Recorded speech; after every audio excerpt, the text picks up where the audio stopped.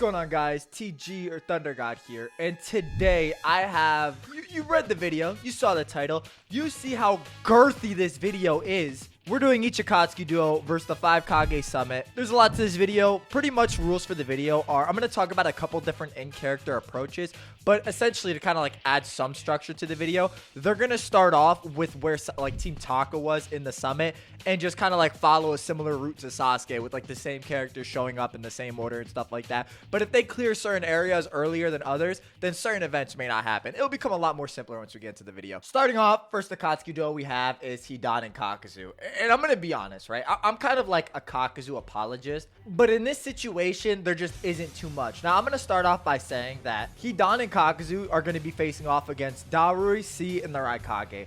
In this situation, there's a pretty indisputable speed gap between the Raikage and Kakuzu. Now, I'm going to get into the, now, the Raikage has, 3 layers of speed, right? He has version 1.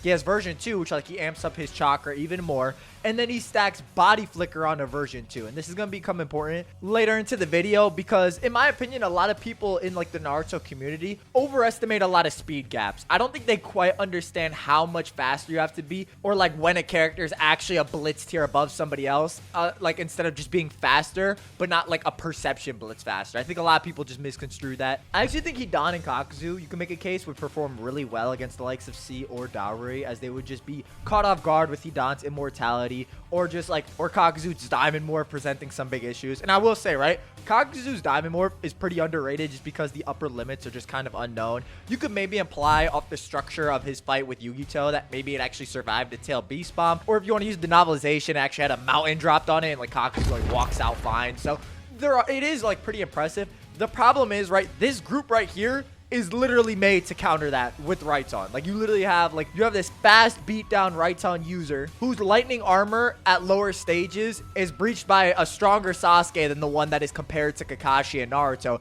during the Kakuzu fight. And this Sasuke would be massively above the heavy Sasuke that would be implied to be above Naruto and Kakashi. And they're basing that off of beginning of Shippuden Sasuke. So there is a bit of a gap here. If Kakuzu actually does separate with his hearts in an event to combat the larger group, again, right, I don't think the hearts would, even though I think they actually would be able to overwhelm and overtake Darui's jutsu, his water style, for example, is just going to get beat out by the combined chakra natures and stuff like that. The speed of the hearts isn't necessarily as impressive because you have characters like Shikamaru, Choji, and Ino who react to the fire heart, who Darui should actually scale above since he literally is moving relative to a version 1 Raikage. You could actually maybe infer he might be able to move with the higher stages, at least not a max speed, but some form of higher stage Raikage, since he actually does need to be relevant to provide good support in battle. Dauri is also kind of slept on. He's literally a company commander right alongside Kakashi, so he does have to be at a certain strength tier to actually be relevant in this discussion. So it really is a matter of they just don't have a lot of answers, and it's okay, if the hearts just go after Dauri and C, C's kind of garbage. I'm not gonna lie. He really doesn't have that many feats in the series. His flash pillar may be useful Genjutsu wise in this situation to maybe catch the likes of Kakuzu or Hidan. I think Hidan's a lot more likely, which would also just be a GG. And again, right, Hidan drags Kakuzu down, and it also doesn't help that a lot of his hearts may not actually be strong enough to just damage the Raikage in general, since Hidan quite literally tanks the Wind Heart compared to the Raikage's tough physique and lightning armor, which is consistently noted for its durability. I mean, let me do a comparison for you, right?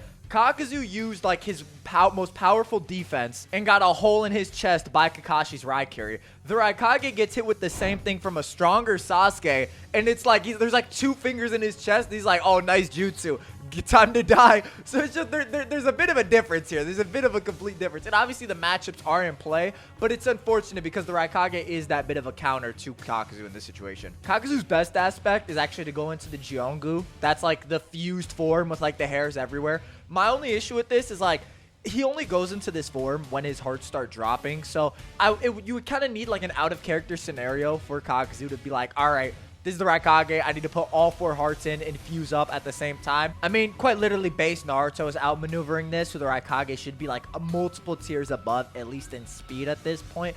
And again, right, even if you look at the data book for the Gyeongu and say it has no blind spots, it's okay, yeah, but even if you can perceive the Raikage, but look at it like this, right? The Raikage's max speed was literally out, like, beyond Sasuke's Mangekyo perception. You know what I'm saying? It doesn't really matter if there's any blind spots because, again, right, the Raikage would probably just beat Kakuzu down over and over until the hearts go down. I actually do think, though, that Gyeongu would actually do very well against Daori and C. Like, I actually don't think they could clear this form. This form of Kakuzu is actually kind of ridiculous. Even Kakashi notes, I believe, in the anime that it's especially fast. So this actually would present some issues for them, as they would probably not be able to overwhelm it or just hit it hard enough for Kakuzu to get taken down, as obviously gets hit. Kakuzu gets hit with the Rasen Shuriken and survives. Like, come on, man. Come on. Like, are they really pulling something out on that level? It's just he's never really going to be able to catch the Raikage to employ any of these win conditions. It's also super problematic if Gaara shows up, which Gaara will show up in this situation, like this video, pretty shortly after the Raikage's fight with Sasuke starts and stuff like that. I know Gaara's motivation to go to that fight is because Sasuke was there, but again, I'm just going to keep that in for the sake of the video. In which case, he's just going to blatantly get overwhelmed by Gaara and the Raikage. Like, there just really wouldn't be too much for him to do against all these sand attacks, plus the Raikage, like, cruising around and stuff like that. So, while I would concede that, like, you know, an amplified wind-style attack would do damage to the Raikage, again, right, if like Kakashi's avoiding these attacks and the others are, with Raitsun being the fastest one, and even then Kakashi can intercept it with dual Raikiri, it's just like pretty difficult to imagine and just doesn't seem likely. So it's sad to say the Immortal Duo don't really get the chance to like perform well at the Kage Summit.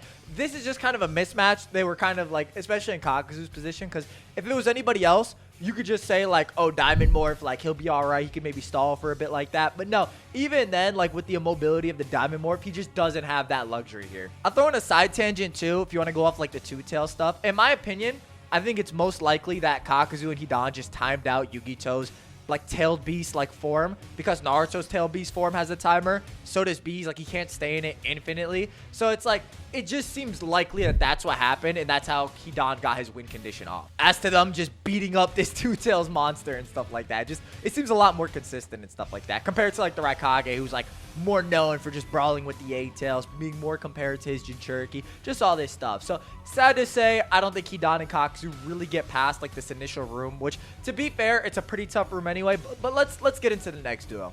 And by the way, I know we're a bit into the video. If you actually did enjoy what you were hearing in the video, consider liking and subscribing, or don't, is what it is. I don't know. We kind of late into the video. You do what you want, man. I can't really force it. Back to the program. Now, the next duo we have is Sasori and Deidara. Now, Sasori and Deidara have a really interesting approach, and I'm going to be honest, right? In canon, like in character, there's no way these dudes are stepping foot inside this building, right? Because they're both ranged fighters. Deidara would attempt to nuke the summit with the C3 bomb from long range like he did on the Sand Village.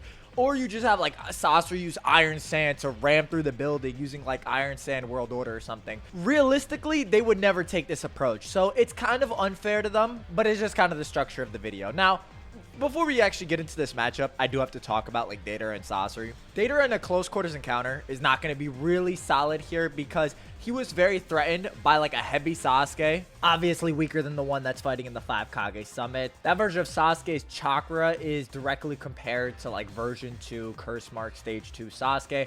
I don't think that just means that he's like 10 times stronger, but Sasuke's chakra getting colder is a direct indicator of his power growth, so at the very least it would just mean he's stronger than heavy Sasuke. This would essentially make it that Deidara in close quarters would just get aped very quickly, at least by the likes of the Raikage. Now, I actually will say there's some cool interactions, like how Deidara would potentially fare against these Light Pillar. You could maybe imply he would actually break out of it since he could train his left eye to break through Sharingan Genjutsu, which is pretty heavily touted and displayed as the strongest of the Genjutsu variants, offensively and defensively. Sasori might be more debatable. You could actually maybe infer he has a Genjutsu resistance. Maybe you look at the fact that he actually has an Uchiha as one of his puppets in the anime. He also explicitly tells Sakura he doesn't feel anything. However, he does have at least 2 of the 5 senses, that being sight and hearing. Otherwise, he wouldn't be able to have conversations or look at people. It's a little vague if he actually does have like a chakra network, and like each time the core just hops into a new puppet, it just like creates one. It's muddied further, like when you look at his 100 puppets and how they're more so noted to connect to the nucleus rather than like a part of the network itself. So maybe you could actually imply like Sasori actually does have some form of Genjutsu resistance. Let's talk about Sasori for a sec as well. Maybe some Sasori scaling. Here we go.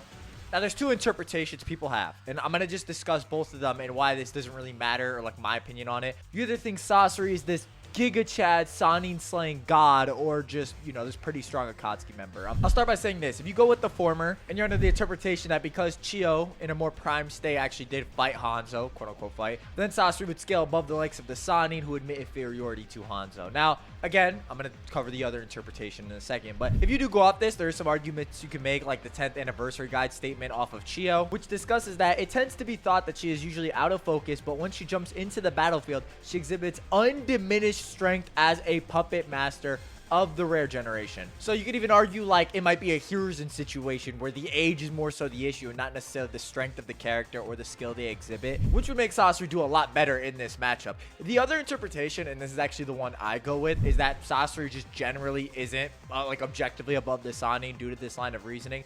There's a couple reasons for this.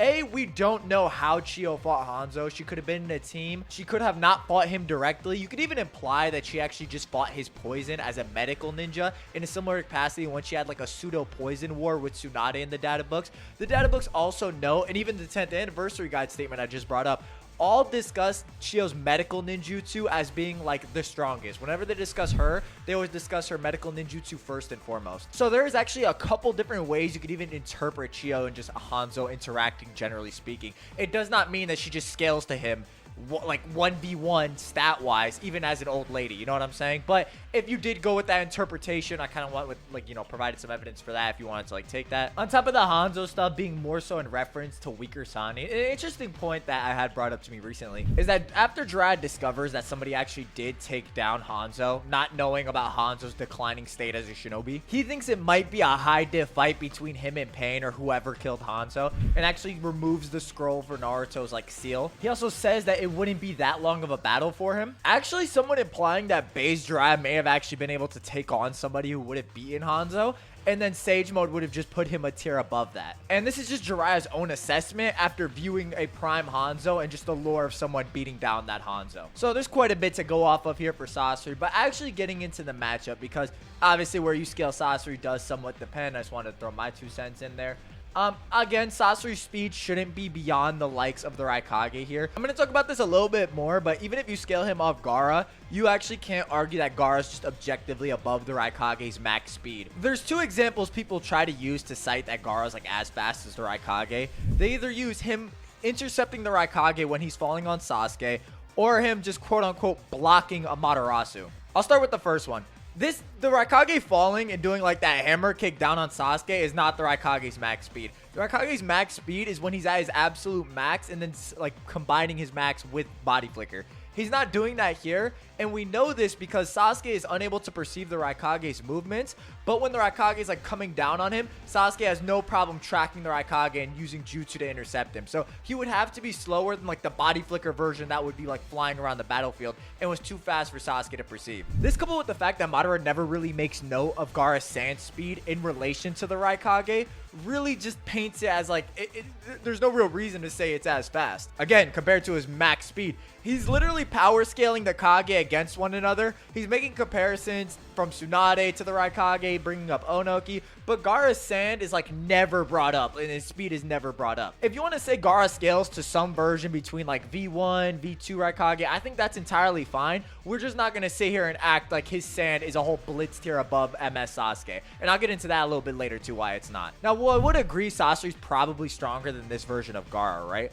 Sasori is not fast enough to where he's just like above Amaterasu or like Amaterasu ignition time or anything like that. People cite Gaara blocking Amaterasu, but this actually just comes from people not reading at like what was happening during the fight, because Sasuke actually isn't just igniting Amaterasu on Gaara. You actually see that Sasuke is using flame control and flinging clumps of Amaterasu at Gaara. This is why you see it move into the sand instead of appearing on it. You also see Sasuke having one of these Amaterasu wisps right on him. So Gaara is not performing like a faster than B2 Raikage level feat here. I'll also add that this makes sense too, since it conserves Sasuke's chakra with him testing Gaara's defense against this Enton, which Sasuke also cites that he directly uses. Enton being the change in Amaterasu form, not the Amaterasu itself. Final nail in the coffin is that Sasuke is also closing his left eye, which is preparing to change the Amaterasu form. So he's actually just getting ready to change the form as well. So while it's not like impossible that it happened off panel, like the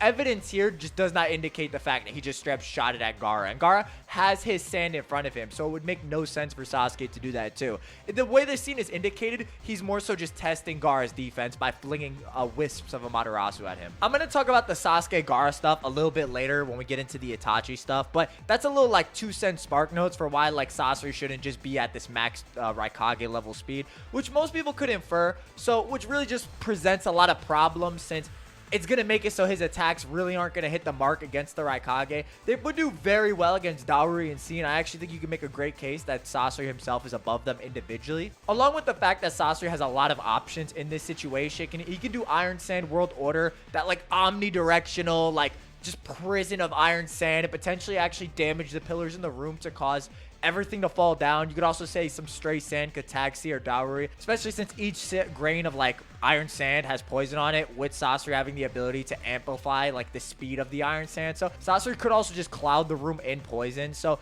if he actually, with like his poison smoke bombs, he can like lift the arm of the third Kazekage and shoot out massive amounts of poison. There's really a lot he can do to damage the environment. And if you actually argue that the Raikage gets like damaged by any amount of poison at all, the trio actually falls. The Raikage squad falls like pretty much with negative difficulty because C and Dauri are not beating the likes of Deidara and Sasori. It's just a very difficult situation because you kind of have to argue like, how do these two perform against like the lower versions of the Raikage's cloak, where again, Deidara is an absolute animal in the air, like a rival to like a faster than Prime Onoki and like movement speed in the air. But because he's in such a close space, it's going to be really difficult for him to get off like those long distance like missile launches that are especially fast, or like some of his better win cons like C4, which wouldn't affect Sasori but blatantly just disintegrate the rest of the Kage and their aides. So even though they have like all these large scale AoE attacks, you'd have to be pretty generous to Sasori or Deidara with like the interpretations and just kind of like dumb down the Raikage. And the Raikage is not dumb. He's like kind of a brute, but he's not like an idiot or moron by any stretch of the imagination. The fact that they also have lightning release, which is pretty detrimental in disarming Deidara's bombs, also does not help his case, especially if they see him weaving Earth style signs, but that's only if they really see it.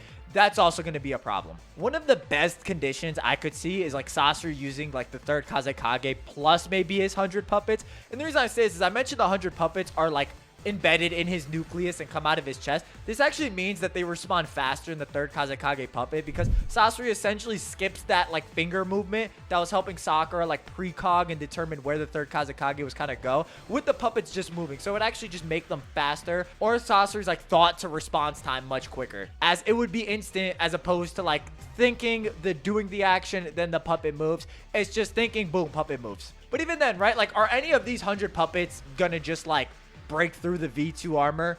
Not really. They would just really be there to take on the likes of C and Dauri and stuff like that. And while I could make a case they would be pretty detrimental in like stalling the group, again, the Raikage really just has to go for Sasori himself to like beat him down. Deidara's support is also not that great in this situation because his large-scale explosions would probably be detrimental to the puppets themselves, just destroying them on impact. So it's just going to be a very difficult time for Sasori to kind of coordinate with Deidara. But I will say that if he actually did get past this first room somehow, you could definitely say like third Kazekage would just definitely watch Gaara Sand, as offensively is just so much stronger, along with Sasori when brought back in like a weakened body just being a rival to Kankuro. So it's like there really wouldn't be too much to say. These two just really aren't in a position to where they can make use of their arsenal. Sasori's actually pretty decent in like a close quarters area, but Deidara is not. He needs that space. He needs all of that to really get his like momentum flowing in the match. And we saw with Sasuke, when someone of that caliber of speed gets close, he's like, all right, I gotta get back, I gotta get some distance.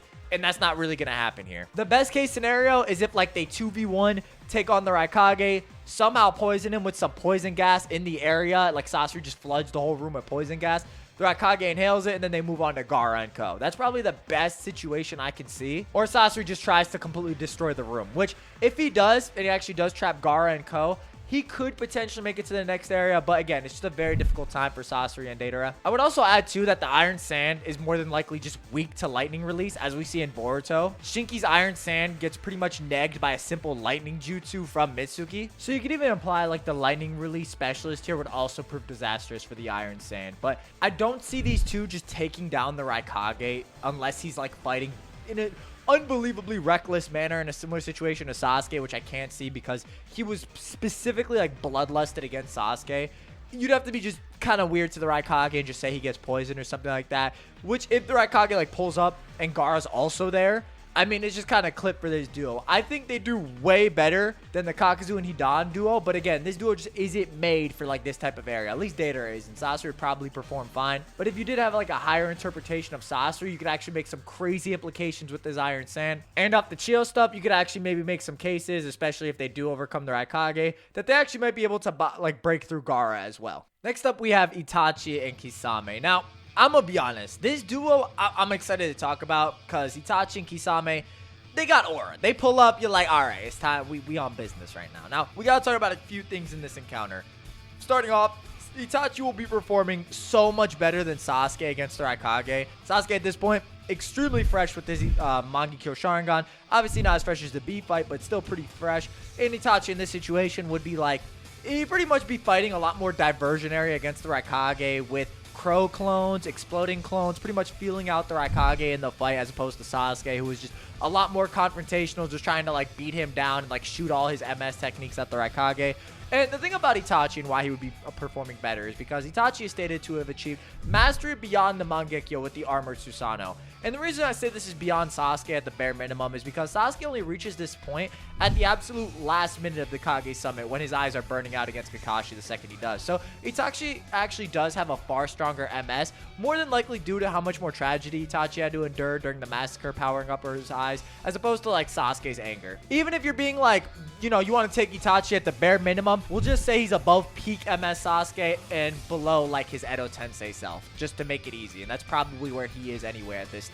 The Armored Susanoo is also what Sasuke uses when he gets his EMS. Like, it's fresh and he's using that. So the whole like mastering your Mangekyo Sharingan beyond its like absolute limit is actually pretty consistent, that, you know, with Itachi coming back as an Edo and still being able to match Sasuke. Obviously he loses his nerves, but it just paints a whole lot of consistency. Now, as opposed to the last two duos, Itachi's actually a much more relevant to the Raikage tier as a fighter in terms of like speed and his ability to combat them.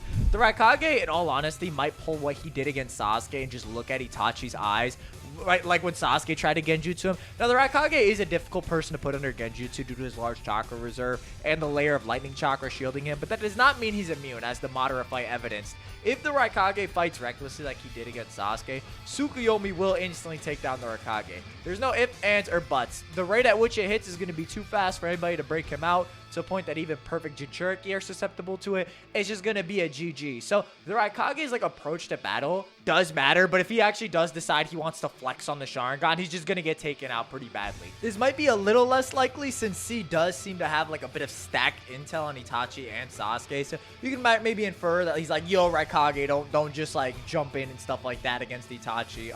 I'll also say this too. The difference between Itachi and Kisame is that neither member really has to pick up the slack, whereas a lot of the other duos, like one member was just objectively stronger than the other in this situation. The Raikage starts out in his V1 cloak. Itachi and Kisame should have no issues combating that. Itachi should be pretty self-explanatory for that, along with the fact that again, I mentioned like how he leads with the clones and stuff like that, so he just play out the neutral and find an opening or sync with Kisame to create one.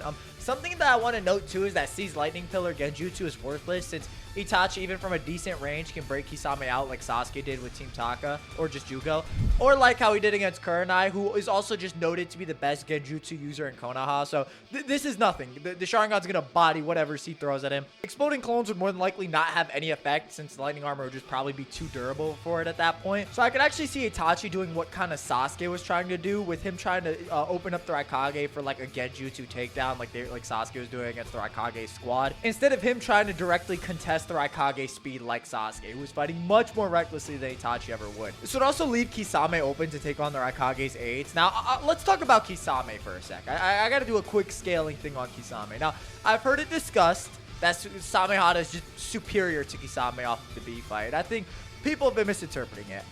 We actually do see that Kisame from a disadvantageous position can block and perceive base B's movements, right? That's not that crazy.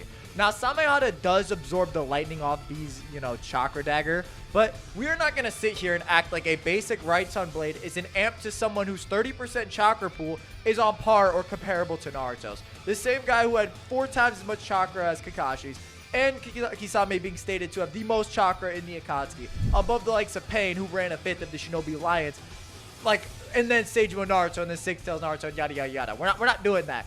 Kisame had relative chakra pools to base Naruto with a 30% chakra pool. This means he has over 3 times as much chakra as base Naruto, who has over 4 times as much chakra as base Kakashi. And then imagine this, Kisame has over 12 times as much chakra as Kakashi in just his base. It's actually stated that Kisame's chakra reserves are Jinchuriki level, and this is consistent as he actually absorbs all of base B's chakra, restoring him back to his normal physique.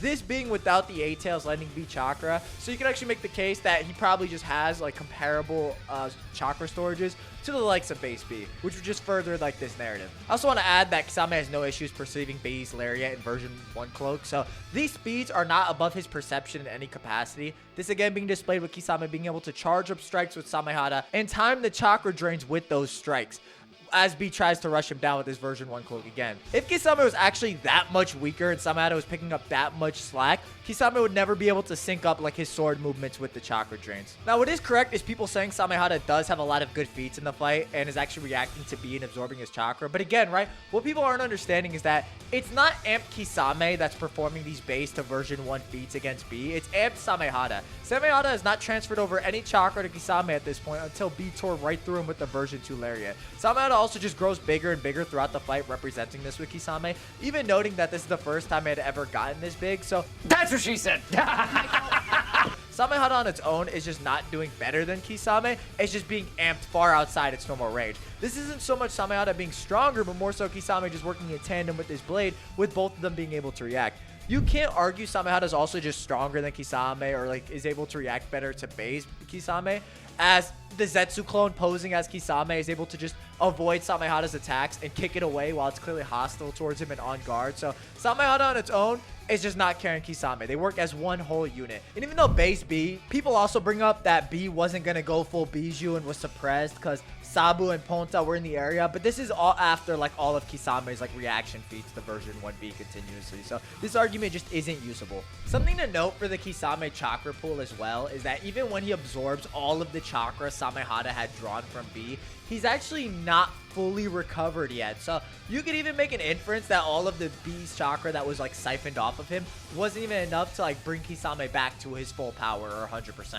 which has even more ridiculous implications than what I said before about the base B stuff. A little cheeky thing too, if you really want to be like kind of generous to Kisame and like argue that even version 2 may not just be like a whole perception blitz and above him, is that he actually throws his foot up on Samehada to try and like add more force when B is like lariating through him. So you see his left foot's on the ground like skirting in the snow, and his right foot's on Samehada to try and like add force behind it. Whereas before when like B's running at him, his both feet are on the ground. So you can even imply higher ends, but you know, base to version 1B is just super consistent. We got to sit here and stop acting like it's not. Long story short, he's absolutely clapping Dowry in C. I'm sorry I had to go through that. There's a little more Kisame stuff, meaning that Itachi does have some good support to work with against the Raikage and would just be fighting better. So it's even questionable if like a V2 max speed Raikage would be like a whole perception blitz above Itachi. I think that's even more questionable. We just don't know, but he would be able to perceive the Raikage better than Sasuke would. This also just means that Raikage max speed is also just needed to take down Itachi and Kisame, as Kisame would be far stronger than the Suigetsu is just throwing down with Dowry. So he could actually provide some quick support to Itachi. And the thing is, like, what a lot of people don't realize is that C and Sasuke are trying to, like, genjutsu each other's squads while big attacks are going off and, like, intro these movements. But Itachi will be able to do this on steroids, and his genjutsu being far stronger than I think Sasuke has at this point. Kisame also has a really good time in this close space, as he can essentially just fill the room with water to drown everybody, and it's synchronized with Itachi to genjutsu takedowns using the large-scale attacks like Sasuke. There is a chance this could have an inverse effect, with Dowry and the Raikage utilizing the water to conduct electricity and use it to their advantage, especially if they utilize a strategy like, you know, Dowry in the war with his Black Lightning on massive amounts of water like he did in the war. Pretty much what this means is that Itachi really just has to expend enough chakra for one Tsukuyomi synchronized with Kisame, or just use a couple basic genjutsu if he wants on the Raikage's aids to actually beat this group.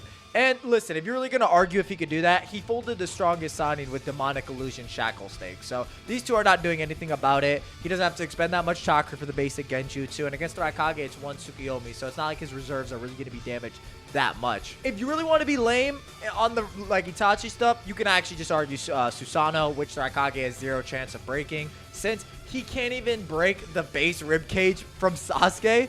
So ignore the Yadamir. Like, let's not talk about that. He's not breaking the armor Susanoo. So that's just done. The Raikage would just get overwhelmed entirely by it. And Itachi could perform some type of different maneuver, like just breaking all of the pillars in the room. So whichever way you look at it, you have to argue like Raikage starts with max speed to actually take down Kisame, which he would. If he's like going max speed, he's just gonna like decapitate Kisame. Or Kisame takes on C and Daorui. Either way, though, it should end very quickly with like a 2v1 against the Raikage with Itachi and Kisame. And there's no real scenario, especially if Kisame is just providing adequate support, where Itachi just doesn't get that max speed Genjutsu off, especially with like the far superior stats.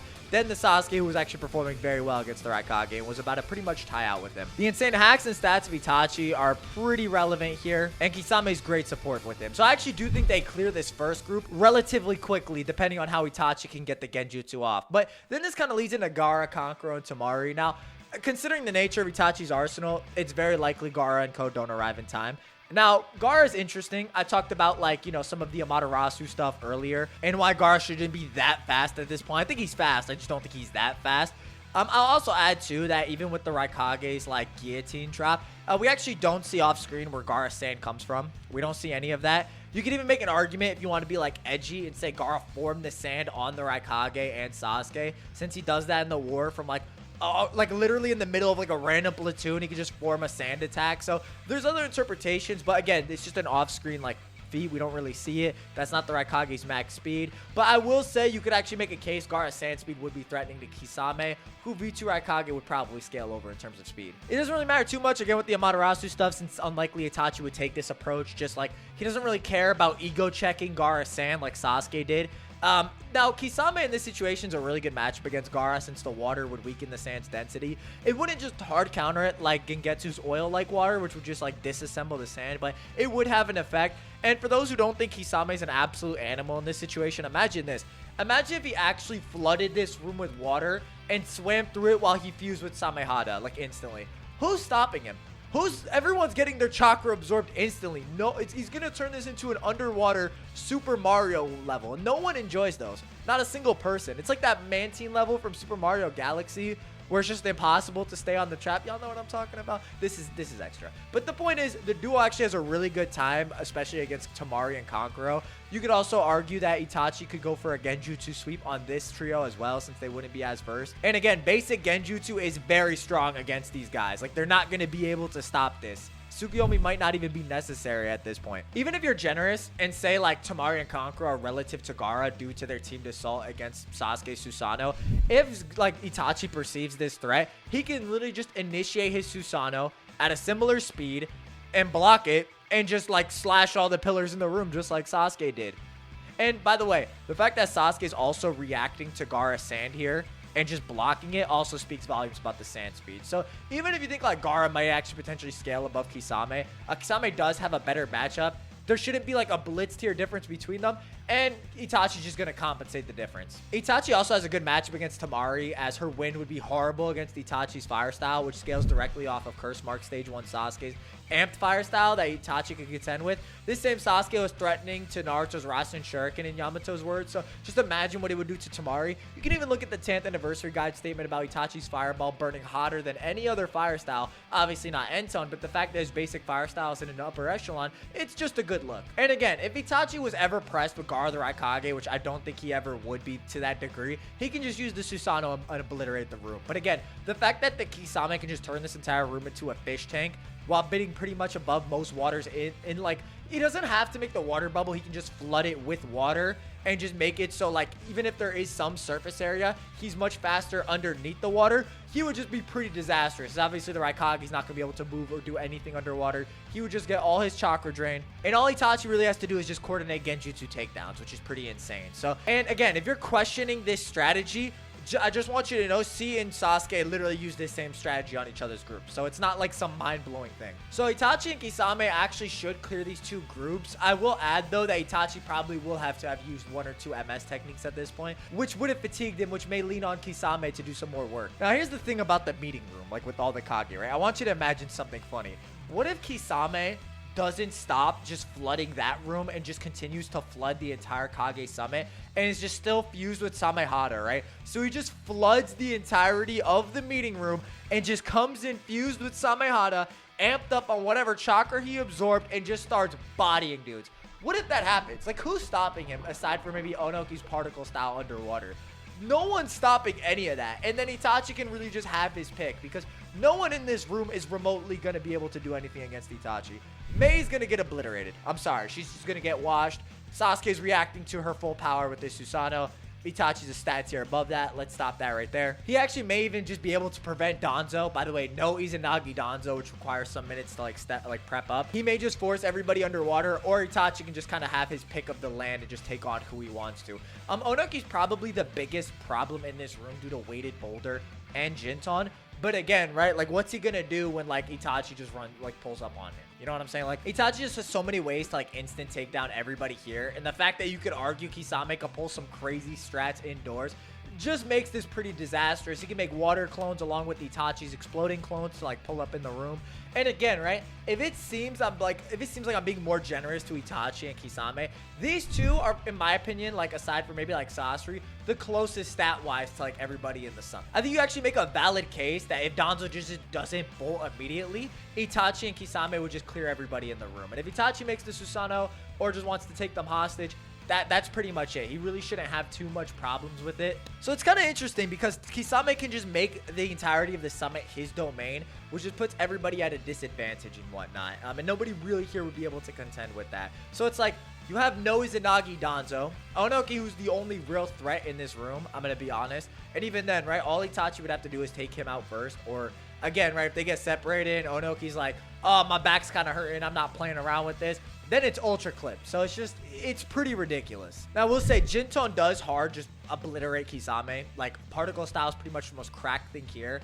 But again, right, when you have Itachi, who's also in the corner, who's just this stat juggernaut, there's just no way to argue he'd allow Onoki to get this off. But if Onoki actually does take out Kisame, it could force a situation where Itachi actually does have to retreat due to his MS exposure. It's just unlikely, again, especially with like the scenario I painted. If Kisame actually does decide to just like make the Kage Summit an aquarium, it's over, man. It's over. There's a good chance that Danzo actually doesn't even escape this room. But if he does, then it turns into like, okay, Itachi and Kisame after the summit versus like Danzo, who doesn't have Izanagi active and whose Kodo's like exhausted from the summit.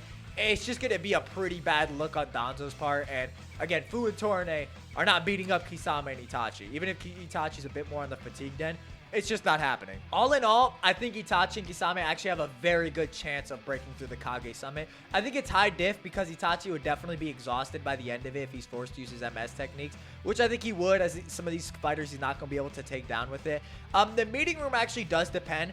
Itachi's not going to pull up on the ceiling like Sasuke did, even though that was thug as fuck. He's not going to do that. If anything, he'd probably just lead into that room if Kisame's not doing the strategy I painted out with like a crow clone into a genjutsu on maybe one of the Kage or multiple, as we actually do know you can genjutsu multiple people at the same time. Like when we see Kakashi genjutsu Danzo's aides, like both of them at the same time. So it's entirely possible as well. It just depends like what scenario they want to go with. But again, Itachi just has really good hacks, really good stats. Kisame is very good support at this point. He's stronger than most people at the Kage and even some of the Kage themselves. So it's just really good support at this point. So Itachi and Kisame should clear high diff. Next up, we have Pain versus Konan in the Kage Summit. Now, I'm gonna be honest, right? Pain doesn't even have to enter this summit. If he actually wanted, he could just Chibaku Tensei or just like do a focused almighty push with the Diva Path and clear this whole place. Like there would be no real issues with it. We have Pain versus beginning of 5 Kage Summit Sasuke. Pain should scale pretty objectively above this Sasuke we see in the 5 Kage Summit, at least initially. It's outright stated Sasuke isn't as strong as Naruto. Obito and Zetsu think as much. Even with Sasuke's lore that he could like throw down with the 8 tails. Like Obito just says like, yeah, there's nothing really to gain from going to Konoha. Naruto's probably stronger than you. Sasuke's just more comparable to Sage Mode Naruto at the earliest during the Danzo fight in post. With Pain being a rival to this Naruto in terms of stats to just outright superior while in more of a fatigued state. So again, right, like there just really isn't too much of a comparison. Obito outright states that it's the whole idea of controlling Sasuke is useless unless even if he surpasses Nagato. And even Black Zetsu, like the progenitor of chakra, you know, been around since Kage, like all this crazy stuff, didn't think like Pain losing was a possibility. He didn't think that ever could happen, and he was surprised like Obito even made plans for it. It was just a crazy notion. So Pain really wasn't being stopped individually by anybody at the Shinobi World at this point. Like, most people are just clowning him. Now imagine Pain like pulls up in the summit room, right?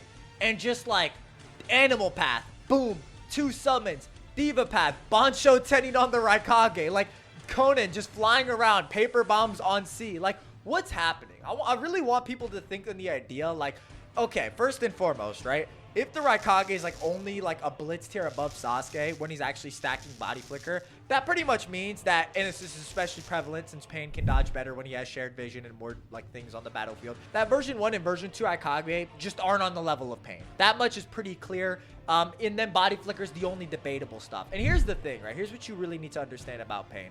Pain has like options for this, right? Because he's able to like do Shinra Tensei in like an omnidirectional sense. So for example, right, if you want an example of this, he can like do it like 360, like when he hits Gemma Bunta, Gemma Hiro, and Mr. Gamaken, right? Like, he blows them all away even though he's at the center of all of them. So it's like, even if the Raikage's bouncing around, he's still affected by gravity. He's still gonna get pushed back, and he's still gonna get pulled in. Although Bansho Tenin's a little more difficult since it does have more of like a focal point when you're like pulling somebody in. If you want to look at Bansho Tenin's data book too, it just supports this. With the data book citing that with the user itself as the center, the jutsu attracts any matter in existence. Any matter that makes up the target is forcibly pulled towards the palm of the right hand. These are the final moments of the target since there are no ways to resist. Everyone is bowing to this gravitational attraction. Another example for like the omnidirectional almighty push, if you want to go with that, is when Naruto's like surrounding every aspect of Pain with shadow clones and he just blows them all away. So even if the Raikage does perform and you argue he actually is faster than Pain, which I don't necessarily subscribe to it being like a blitz tier above this Pain, he's still not immune to the gravitational forces at play. And I'm gonna be honest, there is no way that like Daori and C are beating like Sage Mode relative paths of Pain, because like the Preta path is the one that was like relative to Sage Mode Naruto. The other paths can take like Tango and like dominate Sage Mode Jiraiya, like the human path, the same one that's blind. So it's like, you have to ask yourself, are C and Daori like taking on these paths of Pain that can make like these Sage Mode Sani plus level users just struggle and make them look like clowns? No. No, they're not. So they're actually gonna get taken down very quickly. Oh my god, it's gonna be bad what like Pain does to these three. And even if you argue the Raikage, listen bro, listen. What is he gonna do when the Asura path is shooting missiles? There's the replicating dog, one of the paths is in the chameleon, the Diva path is just like looking for him, Bansho Tenin pieces of earth. Like, what's he gonna do? What like, there's gonna be so much going on that at one point or another he's gonna have to stop moving, even if he does do damage, and he's gonna get hit by something. There's no way to argue the Raikage is like overcoming like everything here. It's also implied pretty narratively that Pain would just be above everybody at the Kage summit as well. And again, right, if you want to go off the Sasuke example, Sasuke could fight very well against the Raikage despite being far weaker, maybe not far weaker, but weaker in this Pain. So it's just, there's so much Pain could do. There's so much Pain could do. He can just stack these summons. The Asura path can shoot missiles. They're just gonna be like squatting up and gaining momentum in the summon. And this isn't even talking about Konan, who's just support, like lacing the battlefield with paper bombs. Konan also does hard counter everybody here since nobody's really going to be able to take down her jutsu. You pretty much have to out fatigue Konan to like make her pretty much lose shape. She has like this almost like nigh intangibility with her form. So realistically, there's no way this room survives Pain, as it's just crazy. And if you really want to be different, you could just say he pulls the pillars down to bring the house down, like when he tore up a giant chunk of the building behind him against Jiraiya. Pain can also just choose to like do a large scale almighty push, not even a village size one, but he can just do one that would completely decimate the room. So again, right, like no one in the room is really safe because they can't really move beyond these gravitational forces. So again, if you argue this Raikage speed point, he just wouldn't be immune to any of this. So I think Pain actually overwhelms with Konan as support the Raikage and Ko very quickly. Even if V2 body flicker comes out, Pain has so many options in this situation, along with so many lore implications, that it's just hard to see, especially with how Sasuke performed against him. And with Gaara and Ko, the madness just continues, as Pain's gonna have all these things set up at this point. He can just, even wants to, like attack all parts of the summit at the same time with the animal summons. Gaara-san really is gonna offer no support against Pain. Even if a few paths were taken down, the Naraka path can just be covered by the Diva path till they all get revived. Gaara is also just as susceptible to Bansho Tenin.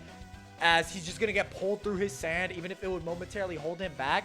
Like he resisted like Kakashi was holding a chain. He's just gonna get pulled through it. All their ninjutsu is gonna get negated by Shinra Tensei. The Asura Path's obviously gonna be very detrimental. Preta Path could also just, here's the thing too, if Pain actually just does stab anybody in the Kage Summit, Preta Path is just gonna like absorb all of that. And like the Preta Path's chakra absorption is pretty cracked. Like it's stated to be like a bottomless pit. The data book literally cites it as that. So like even like the Raikage, all of his chakra is gone. It's gone. There's no argument for there's too much chakra. Like if he gets one Rinnegan rod stabbed on him and some momentum goes on, boom, like that's pretty much it. But again, he's gonna get very overwhelmed here. Gaara, who isn't at this like ridiculous arguable speed, is also just gonna pretty much get cleaned up by Pain.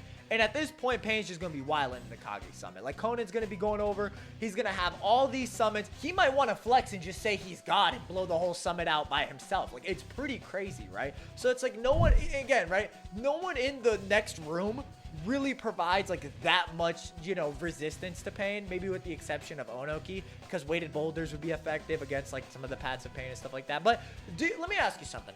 Do you really think all 6 paths of Pain are just gonna huddle up in that room and just pull up like Sasuke Itachi would? No, they're gonna be blowing this building up, bro. They are gonna be destroying everything and just going AWOL. You would have to argue a really out of character situation where the Kage actually fight alongside each other to actually take down Pain. And this isn't likely at this point in the story, actually. Like, I want to make this clear that this is not going to happen because the Kage are not friendly with each other at this point. The Raikage gets mad when Gaara actually saves his life against Enton. Onoki blatantly doesn't just interfere when Mei's fighting Sasuke. He's like, whatever. I don't really care. They don't really care when Danzo runs out. They're like, all right, whatever. I guess Danzo can't be trusted. Okage can't be trusted. They're bickering with each other. It's only when they have like that common enemy under Madara that they really need to unite. So they're actually still not friendly, which would just mean like any of those teamwork though amps that maybe they would get against Madara just aren't gonna happen here. And for those who are like not understanding the situation, you just have a bunch of like Sage mode level paths of Pain just running around. Like it's pretty insane. So not only does Pain also just have like the large scale jutsu that he can just do to whack the summit, he also has really good support since Konan can also just fish out intel and just nuke in support. So again, even if Danzo runs away, it's not too much of a problem because then Mei and Onoki, and like listen, Ao and Chodoro, like let's say Ao runs after Danzo, Chodoro's not like anything to Pain. Let's stop that right now. He's not doing anything in that situation. He heard Sasuke beat Zabuza and got nervous. And I know Chodoro's kind of cracked in the war. He has some cool stuff, but in this situation, not really. And by the way,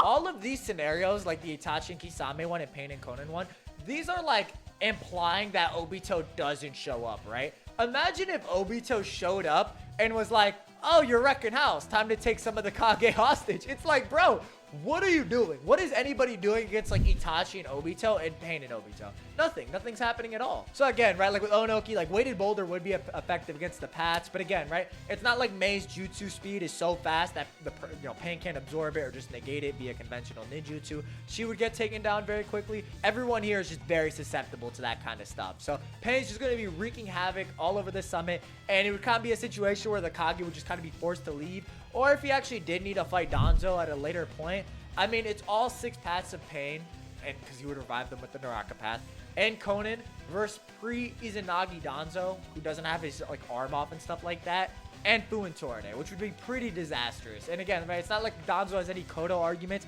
because Kodo's still recharging, you know what I'm saying? It took the whole fight with Sasuke, 10 minutes plus for like Kodo actually recharge, so it's just not gonna happen here. I don't even think Danzo necessarily gets away in these situations. Danzo only really got away in the original timeline because Sasuke just wasn't strong enough to like bolo these Kage, or was just fighting by himself. Because if you remember, like Sasuke is really just in that room by himself. Like he doesn't have like good support. Like Karin's the only one who's there. So it's like, imagine like a stronger Akatsuki member with like just actual support. It would be pretty disastrous. The thing about Pain as well is that you could actually make the case, if you want to go up the Six Tails Naruto stuff, you could actually make the case that a focused Diva path, like if with Nagato like pouring more chakra in, or if you're under that interpretation, that like the Diva path when like all the other paths are taken down is like fighting Six Tails Naruto kind of evenly. You could actually actually subscribe to a level where he just might be like more comparable to like KCM1 in a similar sense to Itachi. Especially since like gray-haired Nagato performs well against KCM1 Naruto. So it's just not inconsistent to say like Pain's at these levels of power. And again, right, like particle style's really well and good, but it just gets negated by 2 out of the 6 paths of Pain and stuff like that. So you also have to argue that like Onoki's particle style would just be like objectively too fast for Pain, which I don't think you could really do, even off the War Arc Mifune stuff. And it's not like anybody else in this room, like Onoki's age or anything like that, are really anything to Pain at this point in the series. So Pain in character would probably just like nuke the room or stuff like that, or just have like a bunch of summons attack it at once and just catch one of the Kage with Bancho Tenin and just like chaos ensue. Konan honestly is just really good support here because paper bombs are just good. You can even say she like preemptively places paper bombs in the room so that the walls break down for Pain to come through. There's just so much you could do, but I'll say this, Pain is not sneaking in this room. He's blowing this summon up very quickly. So Pain would actually do pretty well here. Like he just kind of has the ability to just wreak so much destructive damage and has some pretty insane hacks that like most people really wouldn't be able to get around at this point in the series. Pain and Itachi have a lot of good lore implications. Even if you're upset that I didn't go into like Pain or Itachi super heavy here, I've done that in like 3 other videos. I literally have an Itachi and Pain versus the Hokage video where I go into them so heavily. So it's like, you know, this video is already 50 minutes. I didn't want to go into that. I'm sorry if you're upset by that, but I think Itachi and Kisame are a high diff beating the Kage Summit. I think Pain and Konan are more mid to high diff. I think you make it like just due to the nature of Pain's arsenal. He doesn't really have to worry about MS drawbacks like Itachi, which may could lead to just easier plays. Sasori and Deidara, I mean, it's possible they could get far. Just kind of depends on like the Sasori interpretation stuff. And then Kakuzu and Hidan, there's just no chance. So yeah, that's the video. Let me know if you guys enjoyed. Kind of a fun discussion. I know it might have been a little all over the place. Please understand this could have been its own video, so I kind of broke it down. I tried to discuss some stuff I really haven't touched on yet in the series. But yeah, hopefully you guys enjoyed. If you did, like and subscribe, or don't. Can't really do anything about that. But yeah, I'll catch you next time.